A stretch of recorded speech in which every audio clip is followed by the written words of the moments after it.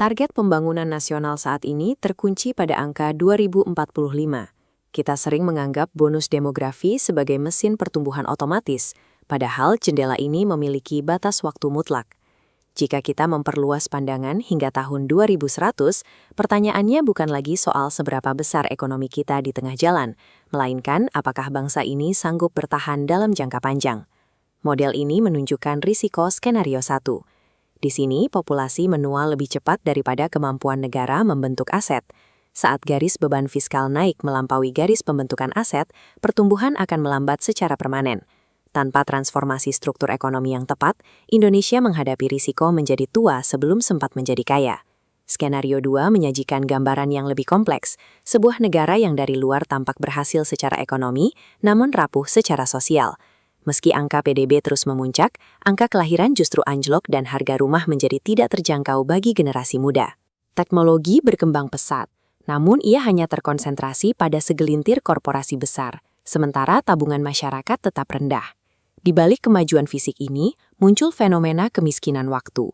Kelas menengah menghabiskan sebagian besar hidupnya untuk bekerja dan berkomuter, menyisakan sedikit ruang untuk kesehatan mental atau fungsi pendidikan di dalam keluarga. Keberhasilan ekonomi yang gagal diterjemahkan menjadi stabilitas keluarga akan menciptakan peradaban yang kaya di atas kertas, namun kehilangan kapasitas untuk meliderasi dirinya sendiri. Untuk menghindari resiko tersebut, kebijakan negara harus bergerak mendahului krisis melalui pemantauan tren yang ketat. Dashboard peradaban melacak 12 alarm nasional, termasuk demografi, keterjangkauan rumah, dan kesehatan mental. Jika harga rumah tumbuh melebihi pendapatan, sistem otomatis memicu suplai tanah dan hunian publik masif. Saat AI menggantikan tenaga kerja, sistem langsung mengaktifkan perluasan kepemilikan aset produktif bagi pekerja. Pendekatan berbasis aturan ini memaksa negara untuk bertindak secara antisipatif, memastikan intervensi terjadi sebelum masalah struktural menjadi permanen. Definisi kesejahteraan diukur melalui persamaan kesejahteraan universal. Ini bukan hanya soal pendapatan, tapi juga akumulasi aset, kesehatan jangka panjang, waktu luang, serta modal sosial. Dengan kerangka ini, tujuan pembangunan bergeser dari sekadar angka gaji menuju maksimalisasi kualitas hidup yang multidimensi. Negara mengeksekusi misi ini dengan prinsip learning state. Setiap kebijakan radikal diuji melalui pilot project, seperti 100 desa atau 10 kota uji coba, untuk mengukur efektivitasnya secara nyata. Skala program hanya akan diperbesar jika data menunjukkan hasil yang signifikan. Disiplin ini memungkinkan kita menghentikan program yang tidak efektif sebelum menghabiskan anggaran negara dalam skala besar. Kemajuan peradaban bekerja melalui efek majemuk. Peningkatan kecil pada kualitas pendidikan dan aset keluarga yang dilakukan secara konsisten akan terakumulasi menjadi lonjakan kapasitas nasional dalam beberapa dekade ke depan. Namun, efek majemuk yang sama juga berlaku pada hal negatif. Kerusakan lingkungan, akumulasi utang, dan pelemahan institusi dapat menumpuk hingga menghancurkan sistem dari dalam.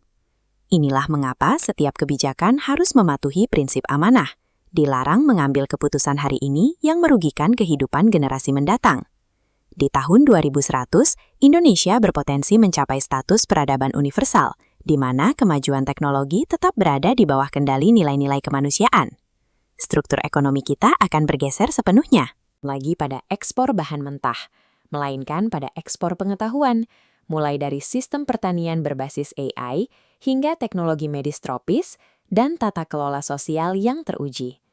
Tahun 2045 adalah sebuah penanda. Tujuan akhirnya adalah memastikan generasi masa depan menerima dunia dalam kondisi yang lebih baik, berilmu, dan lebih kuat daripada sebelumnya. Oke, kita langsung aja bedah materi ini dan coba ubah sedikit cara pandang kita. Sering banget kan kita dengar soal tahun 2045, tapi tahu nggak? 2045 itu sebetulnya bukan garis akhir.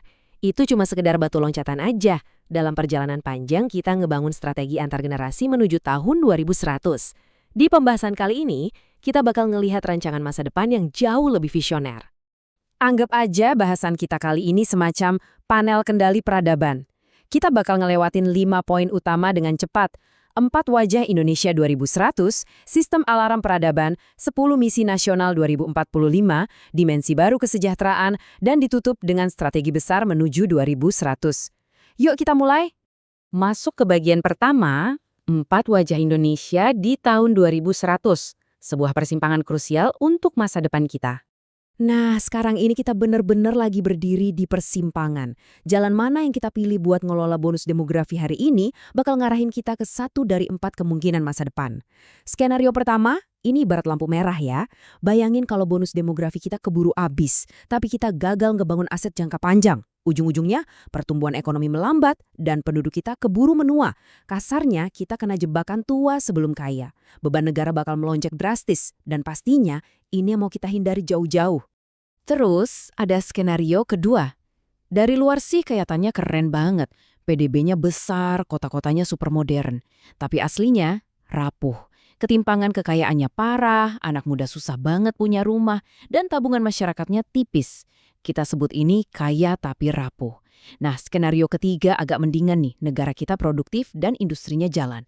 Tapi ada tapinya, kalau nggak ada kompas moral yang jelas, kita bisa gampang nyebur ke materialisme yang berlebihan dan alam malah jadi korban yang pada akhirnya ngerusak tatanan keluarga kita. Makanya, yang benar-benar jadi target utama kita tuh ada di skenario keempat, yaitu peradaban universal. Ini bukan lagi ngebahas utopia yang mustahil ya, tapi tentang ngebangun masyarakat yang punya semacam sistem koreksi otomatis. Bayangin, manusianya sehat dan terdidik, kepemilikan aset nyebar merata, teknologi canggih kayak AI benar-benar ada di bawah kendali kita, dan yang paling penting, alam itu dijaga sebagai modal peradaban, bukan cuma buat dikeruk abis-abisan. Tujuannya simple, biar anak cucu kita nanti dapat warisan fondasi yang jauh lebih kokoh. Lanjut ke bagian kedua, sistem alarm peradaban atau sistem peringatan dini universal kita. Buat mastiin kita nggak melenceng dari jalur menuju peradaban universal itu, kita nggak bisa cuma diem nunggu krisis meledak. Kita butuh 12 alarm kritis. Coba deh lihat matriks ini. Perhatiin gimana ancaman-ancaman itu berevolusi dari waktu ke waktu. Contoh gampangnya, lihat bagian degradasi ekologis di paling bawah. Di tahun 2030 risikonya dinilai tinggi. Tapi coba lihat pas mendekati tahun 2100, statusnya berubah jadi kritis kalau kita gagal ambil tindakan dari sekarang. Jadi angka-angka ini bukan pajangan doang, ini alarm sungguhan buat masa depan kita. Poin kuncinya di sini adalah gimana kita ngubah kebijakan dari yang tadinya cuma ngerespons masalah, jadi antisipasi masalah. Lewat sistem pemicu ini, intervensi pemerintah bakal otomatis jalan. Misalnya gini, kalau ada data angka kelahiran turun terus-terusan selama 3 tahun, nah sistem bakal ngelewatin ambang batas. Dan otomatis nyuruh pemerintah buat evaluasi biaya hidup keluarga. Nggak perlu lagi deh nunggu perdebatan politik panjang lebar pas krisisnya udah di depan mata. Masuk ke bagian ketiga, 10 misi nasional 2045. Ini adalah cara kita ngebangun mesin peradaban untuk tahun 2100. Daripada pusing ngurusin ribuan program kecil yang ujung-ujungnya susah dilacak, mending kita bangun fondasi peradaban lewat misi-misi yang benar-benar terfokus. Ke-10 misi ini jelas dan terukur banget. Ambil contoh misi 2, satu keluarga, satu aset produktif. Misi ini mastiin setiap keluarga itu nggak cuma sekedar survive, tapi punya aset yang nilainya bisa tumbuh, entah itu saham atau bisnis kecil. Terus ada juga misi 10, jaminan generasi masa depan. Ini semacam aturan emas yang mastiin setiap kebijakan besar yang diambil hari ini, dampaknya nggak bakal ngerugiin mereka yang hidup 100 tahun dari sekarang. Keren kan? Tapi mungkin Anda mikir gimana caranya ngeksekusi misi segede ini di negara seluas dan seberagam Indonesia. Rahasianya ada di prinsip subsidiaritas. Intinya begini, pemerintah pusat cuma nentuin tujuan universal, tapi setiap provinsi bahkan sampai level desa punya kebebasan merancang jalur lokal mereka sendiri. Pendekatan buat teman-teman di Papua pastinya bakal beda dong sama yang di Jawa Barat. Keputusan diambil sedekat mungkin sama masyarakat, biar pusat nggak kelebihan beban.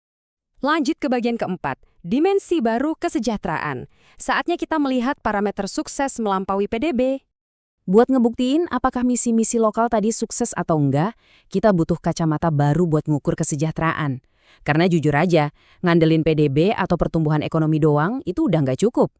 Persamaan kesejahteraan ini ngasih lihat kalau kekayaan yang sejati itu adalah kombinasi komplit dari 6 hal. Pendapatan, aset, kesehatan, waktu, pengetahuan, dan modal sosial. Kalau grafik ekonomi naik, tapi masyarakat nggak ngerasain dampak nyatanya di kehidupan sehari-hari, berarti ada yang salah tuh sama indikator kita. Nah, ini ngebawa kita ke konsep yang namanya kemiskinan waktu. Coba bayangin, di atas kertas Anda dibilang aman secara finansial. Gajinya lumayan lah, Tapi, kalau Anda harus ngabisin 4 jam tiap hari di jalan cuma buat macet-macetan, ditambah kerja 12 jam, Anda nggak punya sisa waktu buat keluarga. Secara duit Anda mungkin kaya, tapi Anda benar-benar miskin waktu. Dan ini pelan-pelan ngancurin struktur keluarga dan kesehatan mental. Peradaban yang beneran maju harus bisa nawarin kemakmuran waktu buat warganya. Konsep kesejahteraan ini tuh nyambung banget sama filosofi yang luar biasa, yaitu falah. Falah ini menjembatani metrik modern berbasis data tadi sama nilai-nilai etis, di mana keseimbangan hidup, keluarga, dan keberlanjutan jangka panjang itu jauh lebih berharga daripada sekedar numpuk harta kekayaan. Inilah yang bikin model peradaban kita jadi unik banget. Kita pakai ilmu dan data terbaik dari seluruh dunia, tapi tetap berakar kuat pada nilai-nilai moral bangsa kita sendiri. Dan akhirnya kita sampai di bagian kelima, strategi besar menuju 2100, ngomongin soal prinsip bunga majemuk peradaban. Kalau kita gabungin semua alarm, misi, dan nilai tadi, kita dapat satu formula pamungkas buat ngebangun bangsa lewat 7 tahap ini. Alurnya logis banget. Kita mulai dari yang paling dasar, ngelindungin manusia dan keluarganya. Abis itu, pelan-pelan kita naik kelas ke tahap ngebangun kesehatan dan pendidikan, ngedorong produktivitas, menyebarkan kepemilikan aset, bikin inovasi teknologi, sampai ke pelestarian lingkungan. Dan puncaknya ada di tahap ketujuh, mewariskan kekayaan peradaban ini, baik ilmunya, asetnya, maupun sistemnya buat anak cucu kita. Esensi di balik strategi ini tuh sebenarnya persis kayak sistem finansial di bank. Peradaban itu sangat bergantung sama prinsip compounding, alias bunga majemuk. Tapi ingat ya, yang bisa numpuk dan berbunga majemuk itu bukan cuma hal-hal positif kayak pengetahuan atau trust. Hal-hal buruk kayak korupsi, utang negara, sampai kerusakan alam itu juga bisa berbunga majemuk secara negatif dan perlahan menghancurkan fondasi kita sendiri. Maka dari itu, tantangan terbesarnya adalah mastiin kita cuma berfokus pada bunga majemuk yang positif aja secara berkelanjutan. Biar strategi ini benar-benar jalan, anggaran dan rencana pemerintah nggak bisa lagi cuma mikir pendek. Semuanya harus beroperasi di 3 dimensi waktu ini secara serentak. Kita emang harus ngeberesin masalah hari ini kayak harga sembako. Ini namanya waktu taktis buat 2 tahun ke depan. Tapi di saat yang sama kita wajib ngebangun infrastruktur buat 5-20 tahun atau waktu strategis. Dan yang paling penting mata kita nggak boleh lepas dari waktu peradaban, 25-100 tahun ke depan. Negara pembelajar yang hebat nggak bakal ngebiarin pembangunannya putus di tengah jalan cuma gara-gara pergantian masa jabatan. Sebagai penutup, saya mau ninggalin satu pertanyaan provokatif ini buat Anda renungkan.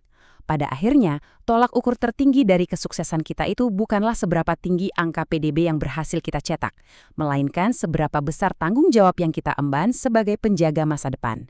Manusia itu bukan pemilik mutlak bumi ini, kita cuma pemegang amanah. Jadi, langkah apa yang bakal Anda ambil hari ini supaya generasi di tahun 2100 nanti mewarisi peradaban yang jauh lebih kuat, lebih adil dan pastinya lebih sejahtera. Terima kasih banyak udah ngikutin bedah materi ini sampai akhir. Sampai jumpa. Indonesia menghadapi tenggat waktu matematis. Kesempatan untuk mengubah keuntungan demografis menjadi kekayaan kian menyempit. Garis waktu tahun 2100 ini terbagi secara tajam. Satu jalur mengalami stagnasi seiring populasi yang menua menciptakan beban fiskal. Alternatifnya terlihat sukses, namun PDB yang tinggi menutupi kondisi yang rapuh. Di balik permukaan, terjadi keruntuhan pembentukan keluarga, konsentrasi aset yang ekstrem, dan degradasi ekologis yang parah. Membangun kota pintar atau mengintegrasikan kecerdasan buatan tidak akan menyelesaikan kerentanan mendasar ini. Dalam banyak kasus, hal-hal tersebut justru mempercepat konsentrasi kekayaan jika arsitektur sosialnya tetap rapuh. Tujuannya adalah peradaban universal, sebuah masyarakat yang dilengkapi dengan mekanisme bawaan untuk memperbaiki ketidakseimbangan dan menjaga stabilitas lintas generasi. Mencapai kondisi tersebut pada tahun 2100 mengharuskan kita untuk melampaui asumsi bahwa output ekonomi yang tinggi secara otomatis menjamin kelangsungan struktural jangka panjang. Kebijakan pembangunan standar pada dasarnya bersifat reaktif, mengandalkan metrik variabel tunggal seperti pertumbuhan PDB kuartalan untuk mendorong pengambilan keputusan. Mengarahkan populasi menuju abad ke-22 adalah masalah rekayasa sistem yang kompleks. Hal ini tidak dapat dikelola melalui retorika politik atau respons krisis yang bersifat ad hoc. Tata kelola harus beralih dari negara pembangunan tradisional menjadi negara peradaban pembelajar. Fungsi operasional inti dari negara ini adalah kemampuan untuk mengukur hasil secara objektif dan menetralkan kegagalan sistemik beberapa dekade sebelum mencapai ambang batas kritis. Hal ini memerlukan arsitektur berbasis aturan yang mengikat tindakan negara pada data keras, bukan pada konsensus politik yang berubah-ubah. Tata kelola nasional diselaraskan kembali menjadi mesin yang saling mengunci dan mengoreksi diri sendiri. Untuk bertahan dari volatilitas dekade mendatang, aparatur negara harus berfungsi sebagai sistem antisipatif yang dirancang untuk bertahan lebih lama daripada individu yang mengoperasikannya. Peningkatan pertama menggantikan PDB mentah dengan persamaan kemakmuran universal multidimensi. 3 variabel pertama mengukur kesejahteraan, pendapatan, akumulasi aset, dan kesehatan. Namun, variabel penting yang sering diabaikan adalah kekayaan waktu. Pendapatan tinggi tidak ada artinya jika seseorang harus menempuh perjalanan 4 jam dan bekerja 12 jam sehari. Inilah yang disebut kemiskinan waktu. Hal ini menghilangkan kapasitas untuk membentuk keluarga dan partisipasi sipil, sehingga meniadakan manfaat pertumbuhan ekonomi. Persamaan ini dilengkapi dengan pengetahuan dan modal sosial yang mengukur distribusi keterampilan dan kepercayaan institusional yang diperlukan untuk menjaga keutuhan komunitas. Kerangka kerja matematis ini selaras dengan terjemahan kebijakan modern dari konsep Islam tentang falah yang mengalihkan tujuan negara dari akumulasi mentah ke keseimbangan multidimensi. Negara yang gagal mengoptimalkan variabel-variabel yang saling memengaruhi ini secara struktural memiskinkan penduduknya, terlepas dari output ekonominya. Melacak variabel-variabel ini tidak mungkin dilakukan menggunakan siklus sensus standar. Mengandalkan kumpulan data 5 atau 10 tahunan terlalu lambat untuk mendeteksi pergeseran sistemik. Negara membutuhkan intelijen demografis yang berkelanjutan.